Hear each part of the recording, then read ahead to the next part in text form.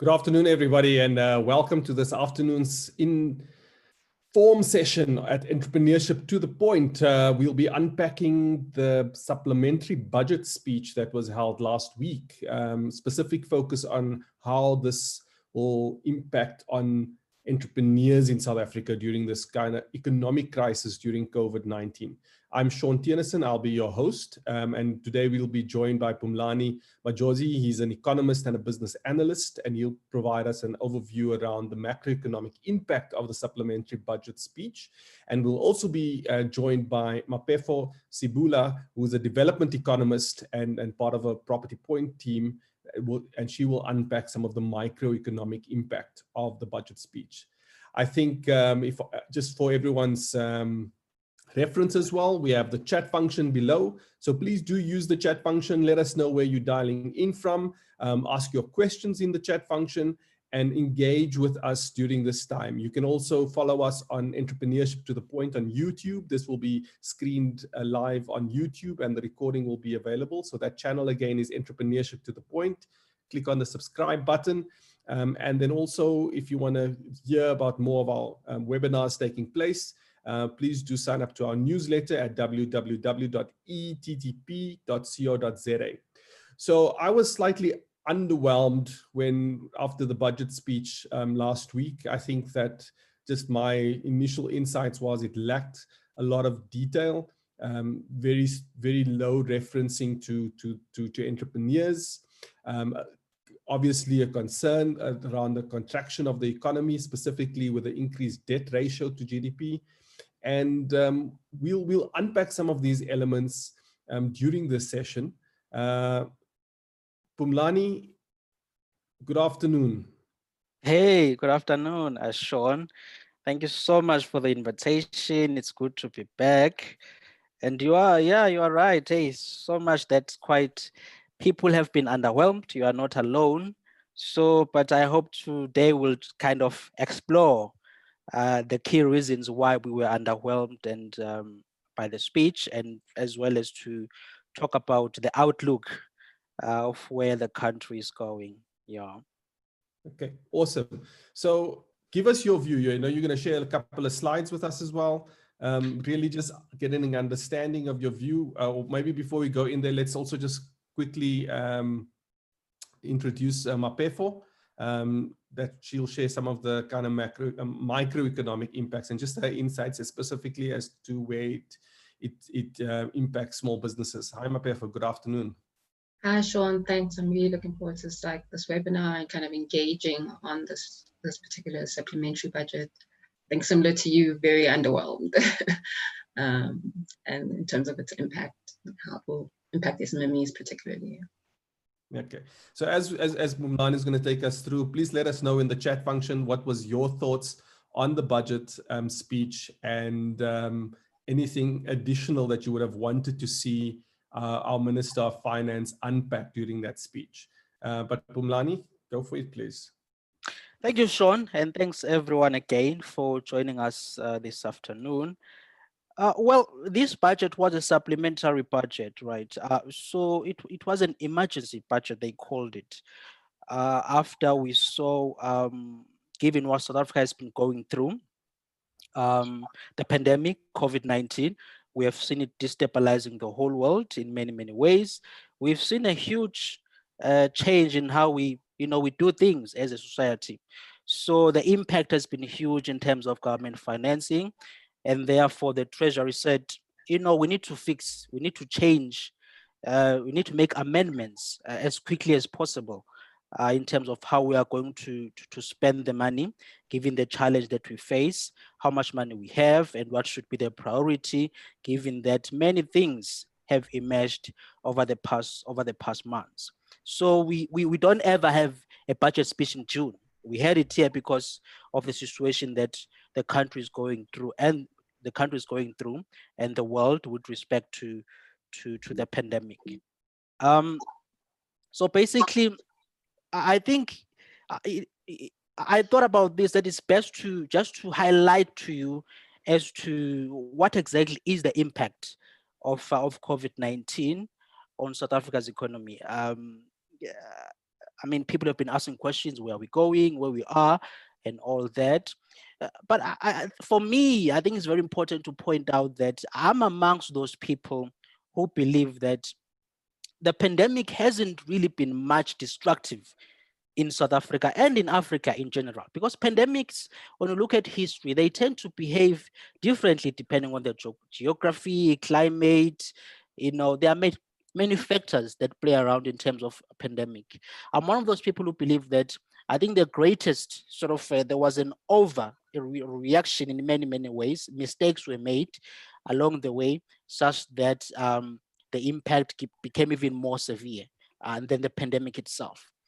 And then what we know so far over the data we've seen recently is that mining and manufacturing were very much hard hit during the lockdown. Especially mining production was, I think they saw the biggest drops in many years, in decades actually. So there was a hard hit there. Business confidence. The Bureau for Economic Research at University of Stellenbosch does amazing research in this stuff, and it's at lowest level since 1975. The data that came out early this month, so things don't look good there. If you don't have business, confident about the economy, being willing to invest, being willing to hire, so it's a negative for our country. Many businesses as well shut down over the past months. We saw that. I'm sure you have been receiving many messages, people saying, hey, I've lost my job. I'm looking for money to be able to live and have food on the table. And I'm sure you may also know somebody out there who was affected, who lost their jobs and had to shut their businesses. So we saw that as well over the past months. Household income has been hard hit as people lost jobs. Spending has just been hard hit as well. It's at a very disappointing levels. People can't spend as they were locked up, but also not only being locked up, also the fact that incomes declined for many households. So that was a negative there. The second quarter would be quite very disappointing in terms of economic productivity. That won't look good. We don't have the data yet. Tomorrow will be we are going to see the data for the first quarter, right? This is for the first quarter. And the pandemic got here in South Africa in March, and we effected our lockdowns in late March. So basically, it's going to take a while for us to get the data for the second quarter, if only tomorrow we are still looking at the first quarter or the first 3 months of 2020. So I mean, from that point of view, we're still going to wait for the data, but it won't look good. The second quarter will be quite discomforting. Unemployment increased. We saw that last week or so when reports came through that it's gone up to more than 30%. Again, let me emphasize that those numbers were numbers for the first quarter, right? From March, from January this year up to March. We haven't yet seen the numbers with respect to the second quarter, where we saw massive lockdowns and very strict lockdowns. And when those numbers come out, they won't look good. So that's basically the impact of COVID-19 on an overall level on South Africa's economy, what we know and what we've seen actually as people who continue to watch these things. Now, to take you to the supplementary budget, in a nutshell, not in a nutshell, in a nutshell, it doesn't look good. The projected consolidated budget spending, including the debt, will exceed 2 trillion for the first time ever. So that's very, very expensive. That's a lot of money. That's a lot of spending that we as a country are going to go through. And I'm going to tell you why it's even worse, given the fact that we are raising less money than what we're expecting now, given the conditions on the economy. The gross tax revenue for April and May is already behind. That's just April and May. We're already behind by 35 billion rands on earlier projections that were done by the Treasury at the beginning of the year. So we're already left behind them. And the deficit will almost double to 761.7 billion rand, right? Or basically about 16% of 6% of our GDP. This is from 6.8%, which is quite not good. It shows you what the impact or how the magnitude of changes that we saw over the past months. If you can project something of 6.8 in February, and then 3 months later or 4 months later, already the deficit will double. That tells you of the magnitude and the scale of how things have unfolded over the past months. A proposed 34 billion rand in additional COVID-19 related spending in healthcare and on the front line. That's very important because at the end of the day, the main thing that I think our government needs to get right, and to an extent have gotten right, is around the healthcare. Being able to prepare, being able to put in together the facilities that will be able to sort of withstand or be able to handle the spread of the pandemic. So that's a priority, no doubt, because as soon as we can see that there is a sort of government has a grasp of the health situation, that's where we'll see confidence coming back from businesses, from people going to the malls, from people being able to go and sort of spend the money. So that's critical to contribute to the growth and productivity of the economy. The economic support package has been set aside 100 billion rand for a multi-year response to the increasing unemployment problem, which we said has peaked at 31%. The government has proposed to narrow the deficit and stabilize debt at 87.4% of GDP. This is in 2023, 2024. Some people, and I think I agree with them, including Moody's, they are saying that these debt stabilization targets are basically unachievable, given the history of where we come from, and given the fact that we are sort of borrowing more and we have to spend more. So the situation does not at all, the circumstances allow us to be able to meet these debt stabilization targets. Tax measures of 40 billion rand over the next 4 years will also be required and be proposed in the 2021 budget. So that means, we can't run away from the fact that at some point, some taxes will have to rise up. We, as citizens, we have to pay to be able to manage the current economic situation that we face. Special mention was made of investing in infrastructure in South Africa. Cyril Ramaphosa has been very vocal about investing in infrastructure with an intent to sort of create jobs. And also perhaps more applicable to our even more applicable to our session is around the 200 billion rand loan guarantee scheme for SMEs, of which in many cases people have said it's been difficult to get into, to be able to access this loan scheme. But the Treasury says that we're looking to relaxing requirements so that people are able to, or small businesses are able to access this loan guarantee scheme. So that's basically the supplementary budget in a nutshell of what came out last week, the most critical stuff that came out. And then now to come to the outlook now, how does sort of between now, December, and early next year, or between now and 2021, what is the outlook basically? How are things looking like? Real GDP is expected to contract by 7.2%. The Treasury basically has the same projections as the Reserve Bank, because the Reserve Bank also said they see a contraction of plus minus 7% this year.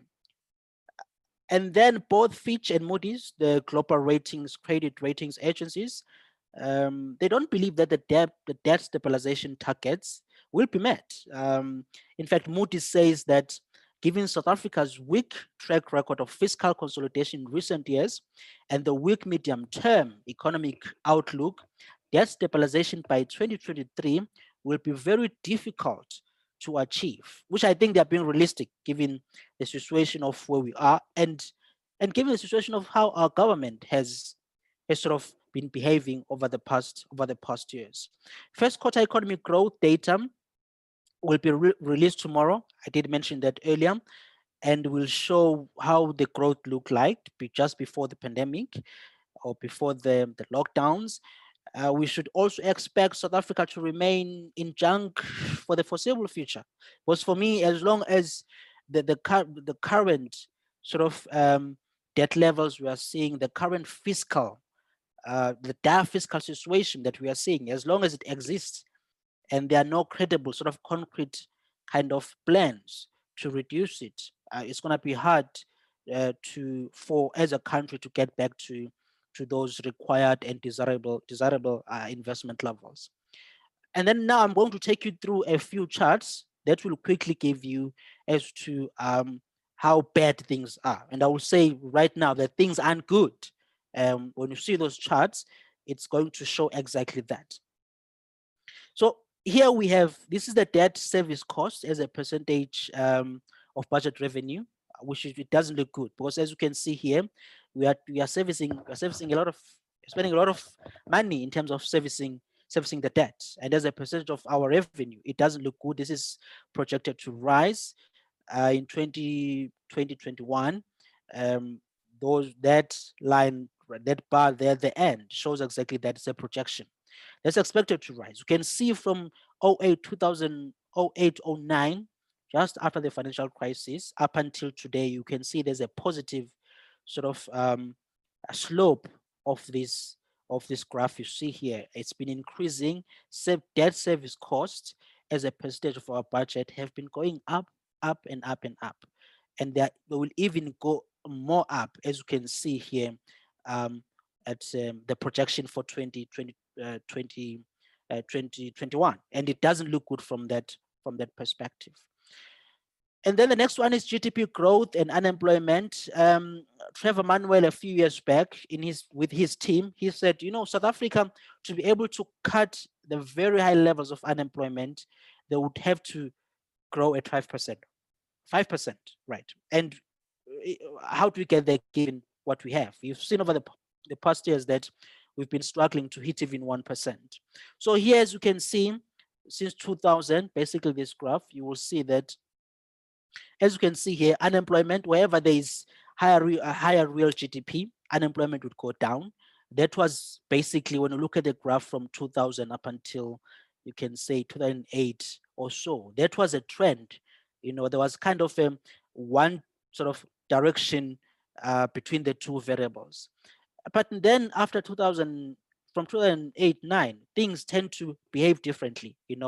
As real GDP declines, you are seeing the high levels of unemployment. So that's what this graph shows, and it does make sense, because if the economy is not growing fast enough, we will struggle sort of to reduce unemployment and create more jobs.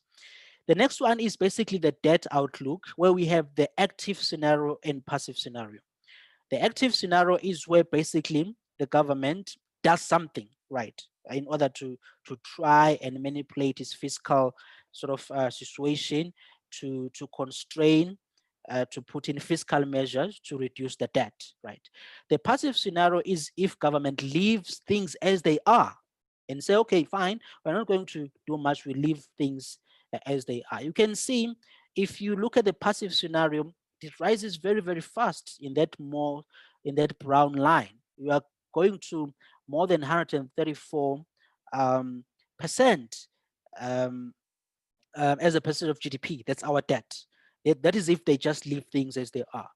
If they focus on making sure that they fix their spending, they fix their whatever they can to get the budget together and to try and meet their debt stabilization targets, then we are seeing where we are getting at about 80% by 20. This is 20. Share am I looking at here? This is 2028, 2029. We are getting to about, average plus minus 80 81%, 77%, 73%, which even by emerging market is not good. The moment you are approaching 80% of your debt as a percentage of GDP, then you are that's where you will feel the negative impact. It will even impact your economic growth. So we do hope that. Just to come in here, I mean, for me, when I looked at everything around the projections, this is most probably one of the most scariest elements that we need to kind of focus on at the moment. And if we're not able to stabilize that debt, you know, what does happen with an economy with such, if we had to take this a kind of the passive scenario, what does happen with an economy? Well, with such high debt ratios? First of all, it's the moment when you look at that passive scenario, let's take that worst case scenario, because the worst case scenario is passive scenario. Basically means that you have an economy that is quite slow, a country that is indebted, of which then you may end up in a situation where government will be saying, well, at this point now, we can't afford to pay X amount of social grants. We can't afford to be able to fix the infrastructure. We can't afford to be able to even perhaps spending on education. They could look into reducing that. We can't afford to be able to, you know, things that require spending because we are indebted. So now we have to pay these high levels of debt. Greece faced that. The Greek people, they faced that at one point where their debt was so massive that they couldn't afford almost anything. What happened? People, there were riots, there was chaos in the country, you know, they lost the value of their currency. They were in a very difficult situation. The moment we are there, if we take this passive scenario, then for South Africa, it's going to be even worse because we will see people losing their jobs. We'll see sort of, you know, a contraction in the economy. You will see chaos as people. You will see less spending for many of the sort of programs that government has to address. So it wouldn't be all right for us the moment to reach those debt levels. And usually at that point, the creditors say, we want the money. Right. That's why they usually do. We want the money. Yeah. So we don't want to go down that route. And then the next one is basically the main budget expenditure and revenue. As you can see there, between 2000 and 2006, they'll say 2018, 2019. There you can see sort of a similar pattern, but from 2018, 2019, you see these two sort of graphs, the brown and the gray, going in totally opposite direction. The spread between the two is getting even more bigger now, right? Because what this shows is that we are spending more than the money we have. This is what this graph is showing. And if we continue down that line, it's going to be difficult. We are going to have a high deficit. We are going to have, and much of this money that we are spending is money that we've borrowed, and that we have to borrow some of it. And that's quite unsettling in many ways. And I think also, yeah, it's kind of that pressure on the fiscus that would indirectly put pressure on the working few, including entrepreneurs and small businesses that are creating the bulk as well in terms of the working few, with an increase in taxes. So more is going to be expected from a tax perspective as well. The 40 billion rands that the minister is saying he wants to sort of raise in taxes over the next years, it's going to come from those who are working to a very much big extent. So the challenges are very big here, and we are going to see pressures on SMEs, pressures on individuals, pressures in, you know, and basically the whole country when it comes to our fiscal situation. And it's one of those tough times. So that was basically just to sort of lay out these bad news, I should call them. I should be honest that the news are quite bad, no matter how you look at them. Economic growth, the debt, unemployment, you know, all consumer confidence, all the variables don't look good. So then what are the implications now for SMEs, for small to medium businesses or enterprises? These are definitely tough times. Households' incomes have been hard hit, no doubt, and demand has suffered and will continue to suffer in 2021. In fact, research that was done not long time ago by a very credible institution just kind of projects that consumption spending will return to the pre-COVID-19 levels basically sometime next year. In fact, later next year. That's when now we are going to see people sort of consumption getting back to the levels that we saw before COVID-19. Excuse me. What these two first bullet points are basically sort of suggesting that as an SME, you sort of face demand problems, right? You probably not get as many orders as you used to get, for sure. If you are running a trading shop, you are opening between 8 and 5, you may not see as many people because of the low levels of demand, because households have been hard hit at an income level. So those are the first 2 points are basically about that you will see a bit of knock on demand, and that's already in fact started to take place. Supply also affected. You may struggle to meet if you have stock requirements, may take longer to get the supplies you're looking for. At one point I went to buy something at a nearby mall, and I was told, well, we don't have it now because the Chinese are closed. Because it's produced in China, right? So for your supplies as well, you may be in a situation where your supplies maybe are coming from different country, or maybe from a place that will require you to, there's a lag before you get your products.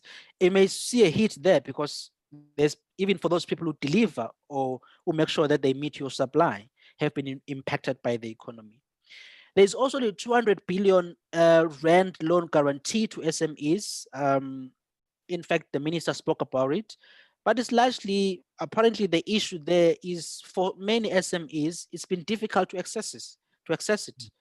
It turns out that the rules, the regulations around it, the requirements around it have been quite demanding for many SMEs, and it's been difficult to have access to it. But the minister has said, yeah, you want to say something about that, Sean? Also with those is that the guarantees are being put in place for your traditional lenders.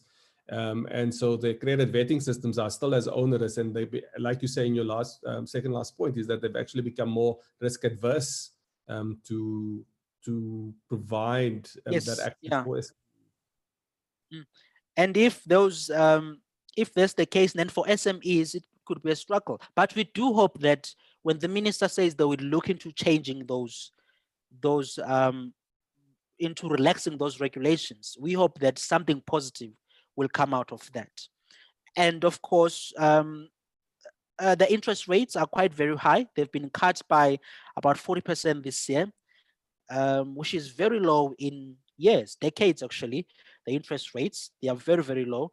So if you have the ability as an SME to borrow, you can borrow at a low cost.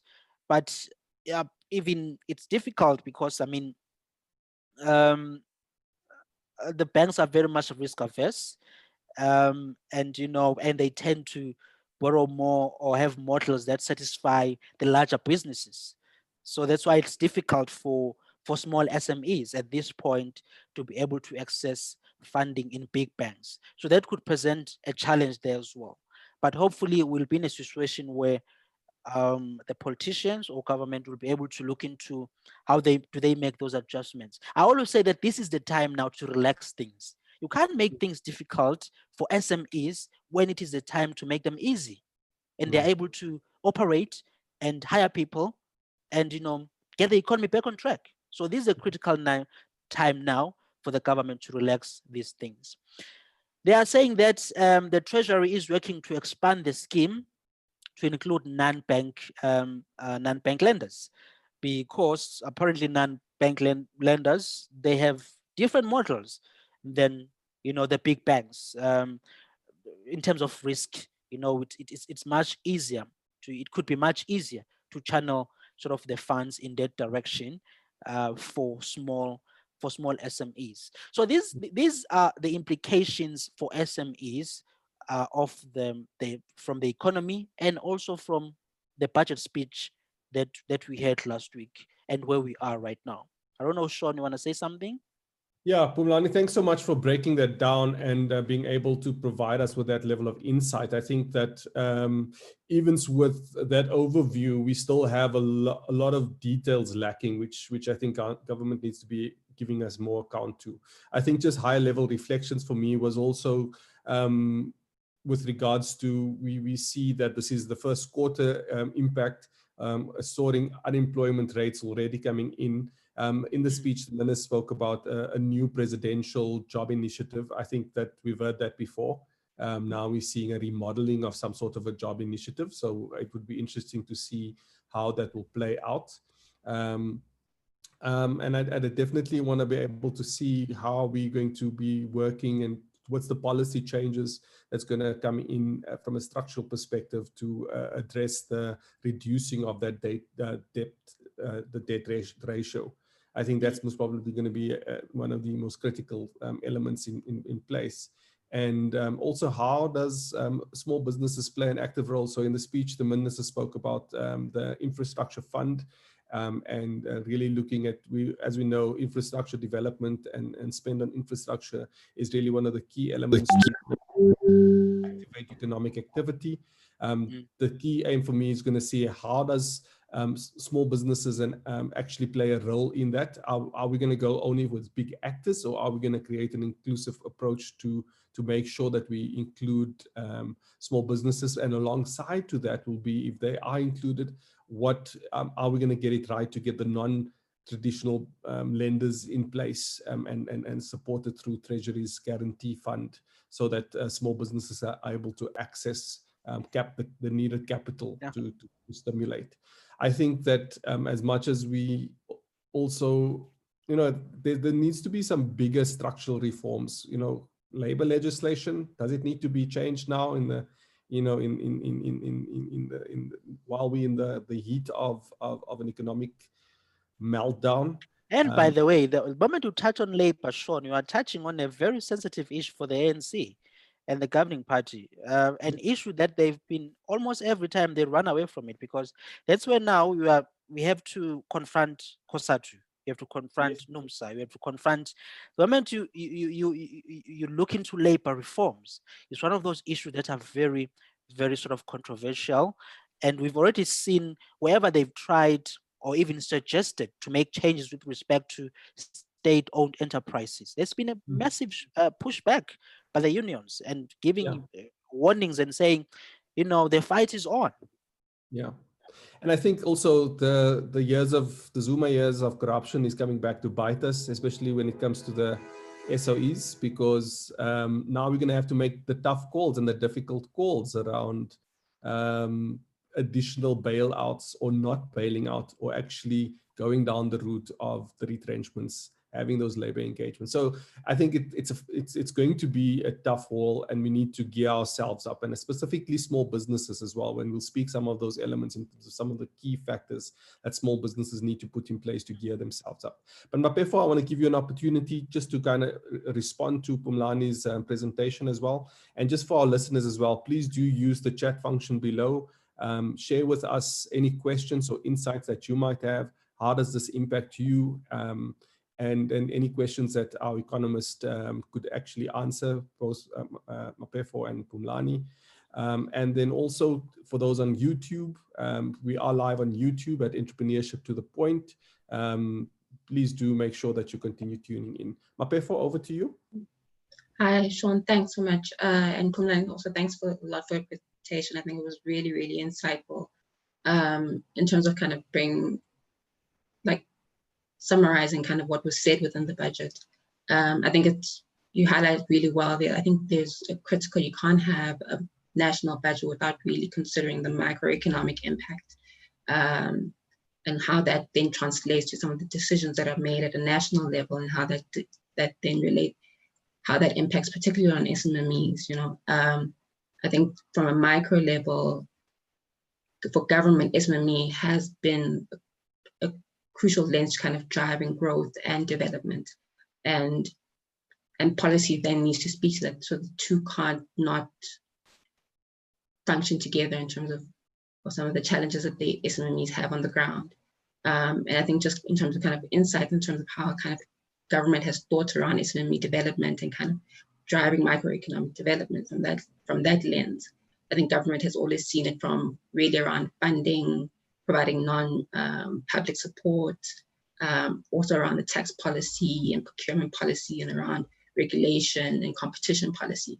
And these have always been critical things that they've discussed. And I think he even discussed it in the national policy, the policy that was released at the end of last year by the National Treasury. But I think within this policy, within the supplementary budget, you don't see the link between some of the things he's discussing around how they are planning to drive SMME development through these various lenses, and how the supplementary budget can then support that in kind of relation to with COVID-19 occurring. I think you highlight very strongly around the challenges around the high debt to GDP ratio, and it's something that's critical that we actually really do need to deal with. I think deficit is not always a bad thing. I think if it's used productively and you're seeing it's going into infrastructure, and it's kind of going into those kind of lenses that actually drive economic activity. But the challenge becomes when that kind of it's more consumption based, and it's not channeled towards more productive use, and particularly for SMME development.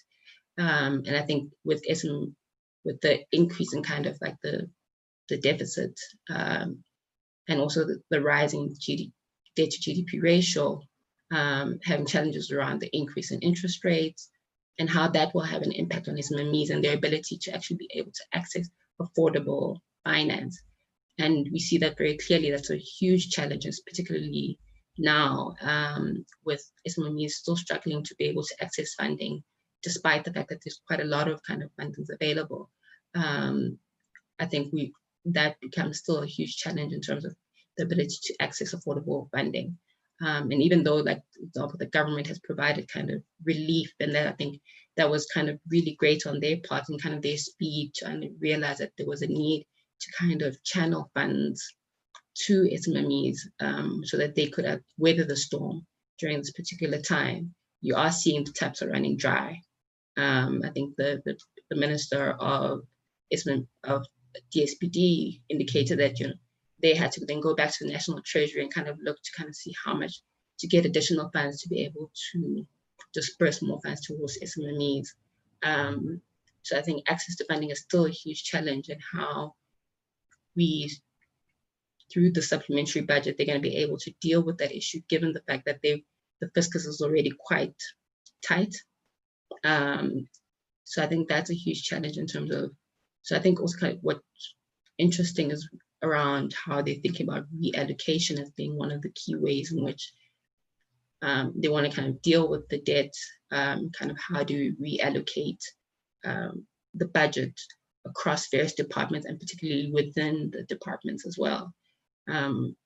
So this kind of, and I'd be interested to hear from Nani's thoughts around this as well, as around this approach kind of going towards this zero-based budget approach, and what that kind of means, kind of how we are spending, particularly on SMMEs, and how that then will shift how we think about expenditure versus financial versus non-financial support. So a lot of the funding, the expenditure has been going to financial support and ensuring, you are getting money into the SMMEs. But with this kind of zero-based approach, will we see kind of a decline in terms of kind of non-financial support? So in terms of when the small Department of Small Development starts to rethink around how they are going to readjust their budgets, I think that's going to be quite critical. I think the zero-based budget approach that the minister refers to, I think is critical in kind of thinking around the efficiency of our expenditure. But the challenge is you can't go through a downward spiral, in a sense that you're constantly having to justify each and every line item. And the nature of our government budget versus, for example, corporate budget is that not everything is, you can show economic value, that you can actually justify and provide like infrastructure development, and you can show the linkages and how that drives economic growth and so forth. There are social elements to the budget, and then how do you then justify that within the budget? So as we go through this zero-based approach, what does that then mean in terms of that kind of expenditure? And when you think about incubators and accelerator programs, we also have interventions which are kind of more softer, which you may not necessarily be able to show economic value. What then happens to those kind of interventions, and how then your incubators start thinking around their own expenditure and how they support small businesses. So I think it's also kind of thinking around their approach to kind of managing spending, and how do you balance between efficient spending, still ensuring economic value within your expenditure line, but not finding where you now, a lot of some of the more social and more softer kind of issues are then left because you can't justify them within the budget. So that becomes another kind of key issue that we need to discuss around what does this approach actually look like, and what does that mean then for kind of your more social elements, and then also what does that mean for how departments like DBSA starts thinking about how they allocate the expenditure, especially if it's kind of going to kind of your local kind of focus, kind of going to more local. Also, like them starting to think around how do they then start to capacitate your more local officers to be able to provide the right services and the right kind of supports as well, you know. So I think yeah, I think very, very critical there, Mapefo, in terms of just being able to see, as we see this reallocation of funds, I think two elements there, Pumlani, that was raised. One is the fact that we're going to potentially see a reduced allocation towards the capacity building component of the supporting of small businesses as we redirect to more getting finances in the businesses or funding in the businesses. Secondly, when we are looking at the broader reallocation of the budget, where is it going to come from? Who's going to get less? You know, education is needed. We've already focused on additional spend on healthcare. My opinion is, you know, our security should be reduced slightly. You know, we're not going to go into any, we don't need any military. And what about SAA? What do you think of South African Airways? Yes, I mean, needs to be reduced, and we need to start cutting down. So yeah, what's your opinion on this reallocation, and then also just zooming into the fact that there might be less support for small businesses going forward? well, you see, in some aspect, there is, I'll start with the second one you've just mentioned now. In some aspect, there is already some less support for small businesses, because if you're going to allocate 200 billion rands and make it even more difficult for them to access it without really adjusting the restrictions on the ground so those people are able to access that funding, I think it's not helpful, right? So the minister is correct too, and he's right, and he should look into, you know, relaxing the regulations so that this 200 billion rands that's being made available for SMEs, that they have access to it. In terms of, are we likely to see, and your question was around, I mean, we've even mentioned SAA right now. I mean, where do you prioritize given the situation that we have? My view is that, you know, I think SOEs are getting billions of rands, right? And the sad part about these billions of rands we see being thrown in there is that the return on the investment is basically negative, right? When you look at how things have been playing out with respect to SOEs. So no doubt there, we are going to have to sacrifice, right? And sacrifice, to be honest with you, has to be accompanied by what you mentioned earlier, Sean, that is structural reforms, right? You have to restructure what's happening in the SOEs, right? There are many things you have to restructure, even when it comes to we've just mentioned about labor right now, right? Because whatever restructuring you do in the SOEs, they will impact people who work there to an extent, right? So there are many adjustments that you need. Whatever reallocation right now we are trying to make, there's got to be some structural reform so that over the long term, you are seeing reduced spending on many, many things, right? In terms of with the whole zero-based approach, which basically means that they're not using history as to what is, what is where the money should go to. They are basically looking at the current priorities where they should invest the money. For me, I think SMEs are very much, given the fact that government has in large part been sort of, as I said earlier, I think that there's been, my view is that the president started well in handling the pandemic. He was statesman. He did it with high class, very respectable. He came out as a man in charge of a national crisis. But along the way, things went so wrong, right? Including the handling of the lockdowns to an extent and the regulations that we saw. All these things have had an impact on SMEs. So at this point in time, this is the time now where I don't think there should be any lessening of prioritization when it comes to SMEs, right? So, SMEs Ngani, one of those things where you have to channel some funding. Yeah, so I mean, one question that we've got from Lance Klassen in the chat is, do we need to ring fence funding for SMMEs, especially when it comes to the infrastructure spend? I mean, I don't think anyone's going to disagree on this panel that we need to ring fence funding. But I just want to give reference to an article that came out on the 25th of June, where it said, the Department of Small Business will delay the implementation of its 800 million Rand Township Entrepreneurship Fund to offset the 1.1 billion allocated to the department to support small business affected by the COVID pandemic. So already there's another paragraph here that says, in addition, a further 395 million, which was allocated to its agencies, including CEDA, has also been cut.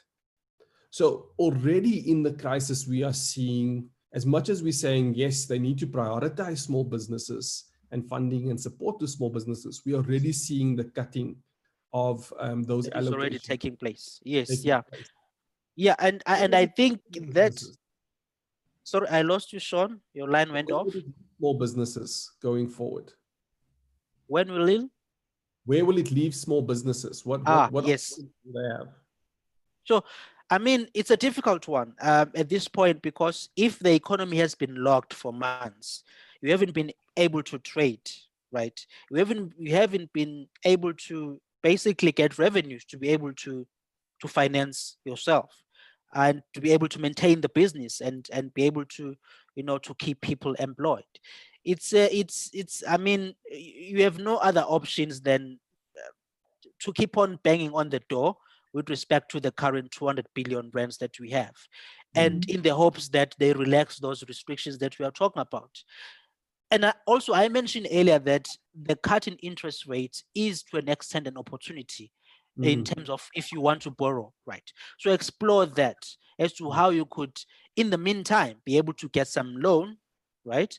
To be able to finance your operations to an extent so that you are able to come back into the market. But there's something important I want to mention here. We may talk about how much money will be reallocated, how much money is going to be cut. At the end of the day, us in this session right now don't have control of those finances, right?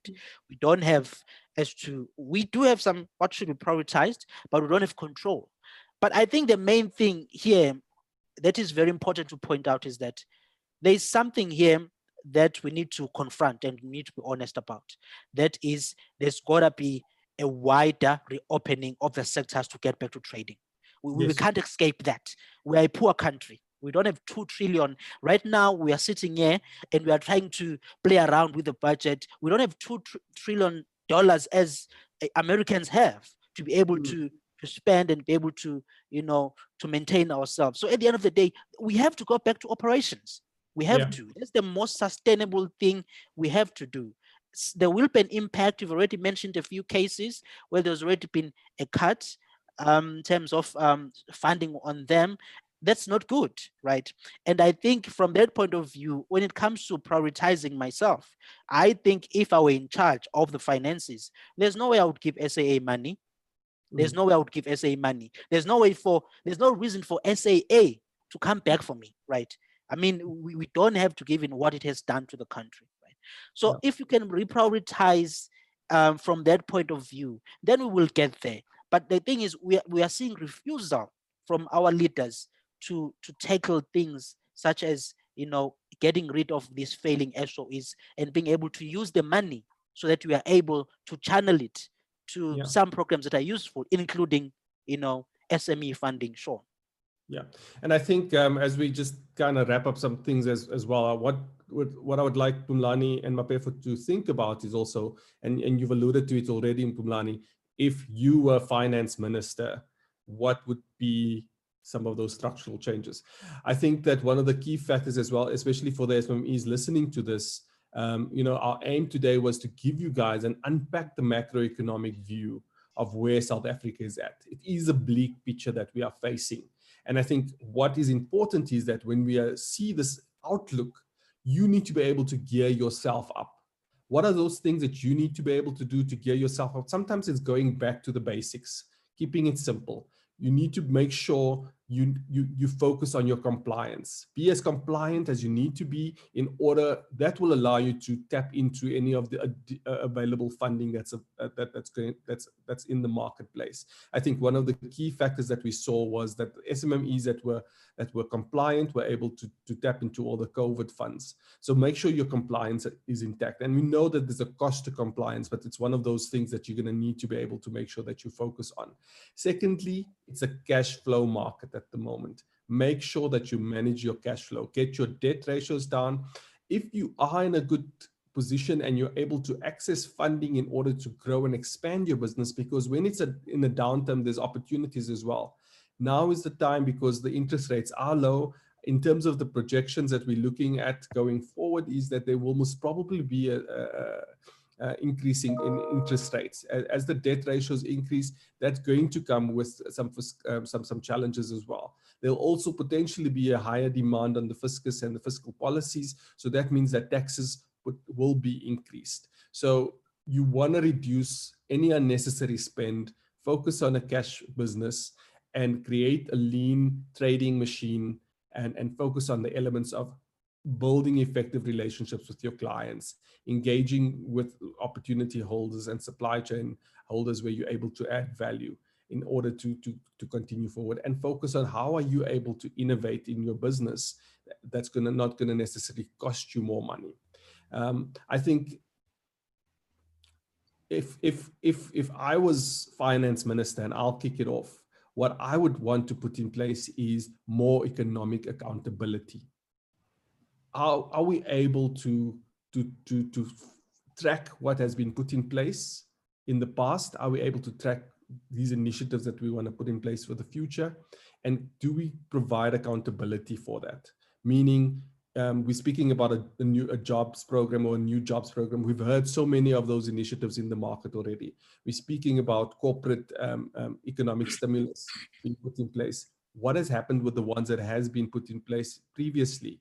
So can we create more accountability in the market for the spend and consumption? And then I think secondly, it's definitely looking at the SOEs and being able to make the difficult calls around creating more sustainability in those SOEs. And if they're not working, to start cutting and cutting in order to save the economy. Mapefo, do you want to go next? Yeah, sure. Thanks, Sean.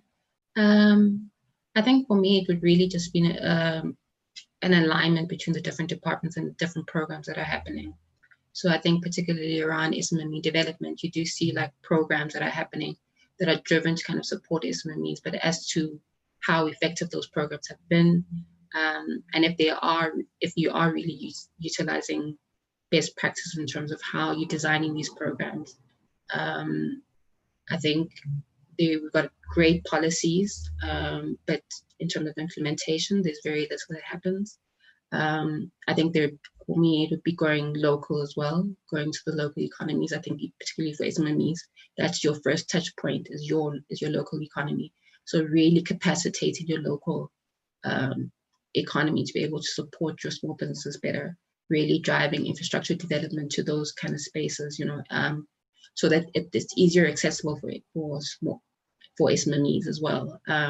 They don't have to kind of go into the north and so forth to be able to access the relevant kind of support. So I think for me, it's also kind of going local. So I think I do agree that even with the reprioritization of the budget towards the locally, towards the kind of local economy in terms of trying to kind of drive infrastructure development, I think that would be really critical for me. Okay. Bumlani, on closing note? What? Well, for me, if I were the finance minister, first of all, it would be difficult to do much because you will need support of the president, of which it seems to me it's not clear. I don't see the support, a strong support from the president to our minister, right? I don't sense that at all. So if I were the minister, Tito Mboweni, I would be in a difficult position, of which I do believe that he is. But what would be, there are two things here. There is sort of long-term kind of things that the finance minister needs to think about, right? And then there are short-term things that are urgent. Right now, we are having this session because things are urgent in this country at this point in time. So what are the urgent things that I would look at? Firstly, for me, it should be to reprioritize SMEs, businesses, as the driver of economic growth, right? That's the main thing I would work hard to achieve, that businesses, especially small to medium enterprises, they are the driver of this economy. We need to get them on track because we need rapid economic growth. Data in South Africa since 1994 has shown that if you have higher levels of, as I showed earlier, that one chart I showed, if you have high levels of economic growth, that's where we are going to see reduced unemployment, but also more kind of economic productivity, right? So that we are able to get people back, into work. So growth would be at the top of my head, but what do I do? How do I do that at this point? As I said, when it comes to the budget, I think for me, SOEs needs to be looking to, which is what you, Sean, and I very much agree upon. You've got to look into reforming that and slashing spending there. There's no need to put in those billions in there instead of channeling them to not even perhaps, but channeling them to development of the country, including to an extent funding the SOEs that are, the SMEs that are currently in trouble. The public sector wage bill, right? It's something that is massive, right? It's a huge risk to our economy. And it's a controversial issue that even the minister last week didn't touch on it very much, right? Because it involves cutting the wages of, the members of the workers of the state who are members of unions. And unions are saying, nope, that's not going to happen, right? And they've said they are willing to fight that. So that issue, public sector wage bill, would also be on top of my head because there's got to be cuts there. The public sector wage bill, as well as there has to be cuts in SOEs. And then there's regulations, Sean. We've got to look in, we've already been speaking right now that even in 200 billion rands, that is a loan scheme. SMEs are struggling to get hold of it, right? Yeah. Why do you have all these regulations that are making it hard for these people to access this money, right? So, and it costs. We spoke about compliance earlier, Sean, that you have to comply. But it's nice that suddenly after that you mentioned that there's a cost of complying. And the cost of complying can be quite painful in many, many ways for SMEs, that you end up finding yourself in a very, very difficult situation. So regulations, tax breaks as well. We've seen the president giving tax breaks, over the past months, especially for SMEs and so on. We have to allow them to get back into the market. And most importantly, perhaps the main thing that is important, because no matter how much we can speak here, as we said, we have no control of the finances. The main thing that has to happen is that, unfortunately, we are not a developed world. We've got to get back to work. We have to get back to trading, right? And government needs to make sure that there are safety precautions that it encourages and ensures that people, those companies, those SMEs that are trading, they follow the safety precautions given the pandemic. So for me as the minister, those are the things that I would have right now with with a view that, you know, it's urgent. It has to be done now. We are basically in a national economic crisis that some people say we haven't seen it in 90 years. And that's not good.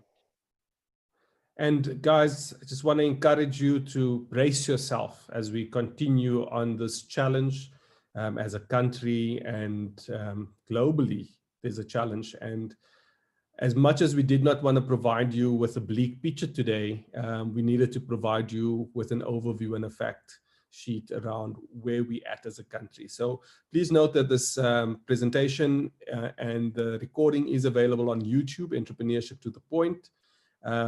And there's so much more to unpack from an economy perspective, but we'll leave it for there at this point in time. And just note that as small businesses, need to make the right choices for your business going forward. Take advantage of the opportunities you see in the market, but also be cautious around overspending and being able to really manage those cash flows and make sure that you are as bankable and you are as compliant as you need to be. And just note that the road ahead is tough, but in those tough times, we will be here supporting you along the way. Entrepreneurship to the Point. You can connect with us on our YouTube or on our newsletter at www.ettp.co.za, on Twitter at e2thepoint. And just want to thank you and have a good afternoon, Pulani. Mapefo, thank you so much for your insights today, and we'll touch base again. Join us tomorrow for another session of Entrepreneurship to the Point, where we're unpacking the GAP Fund, specifically for those social entrepreneurs and MPOs out there that has also been struggling during this time. Tune in as we unpack the fund and how you're able to access that. So that is tomorrow at 12 o'clock in the afternoon. Thank you so much. I'm Sean Tienison, and I'm out of here.